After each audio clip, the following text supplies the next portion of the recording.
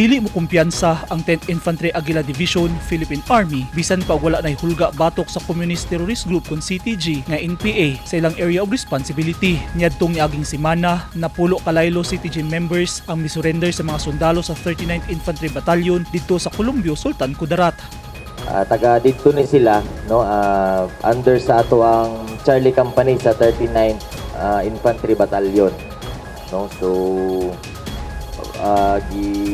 formally lang sila turnover sa LGU recently. Dala nila sa ilahang pagsurrender ang tulo ka homemade firearms. Na ay homemade 50 caliber and homemade 9mm na 0.9mm na pistol, no, o isa ka carbine rifle. Pero giklaro sa 10th ID nga dili ni sila mga aktibo nga New People's Army. Dili ni sila mga active ng NPA. Klaro na nato mga daan na gini sila ng NPA, wala na naglihok, but kinahanglan nato sila gihapon malocate o mapasurrender formally. Dili lang tungod kay naay programa para sa ilaha ang ICLIP ug ang amnesty program, kung dili para malikayan nato nga malinyahan na pud sila, no, ma-recruit sila kay sila man tong nanay mga experience na og mga indoctrination, no. Ang uban na kapag eskwela na pud sa ilang mga ideology nga gina-instill sa ilaha. Sa dato sa 10th ID, gikan Enero hangtod karong Abril ning tuiga nanay 294 kalaylo CTG ang nisurrender, regular member o milisyang bayan.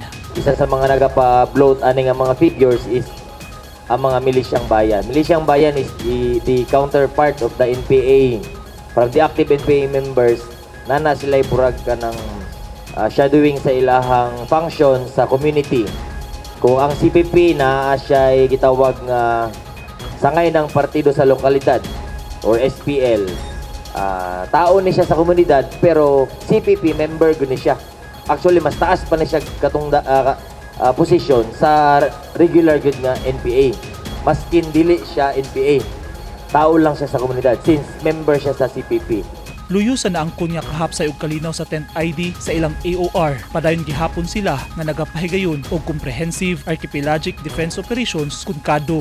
Comprehensive Archipelagic Defense Operation. Kung asa, both we are addressing the security concern pag-abot sa hisgutan ng internal o kini sa external threat kung asa ginatanaw nato ang threat from foreign aggression. Di paningkamutan sa 10th ID nga maminti na ang naangkon nga kadaugan batok CTG nga NPA. Padayon sab ang ilang mga programa sama sa ICLIP aron masigurong dili na maagni og balik sa kalihukan ang mga kanhi rebelde.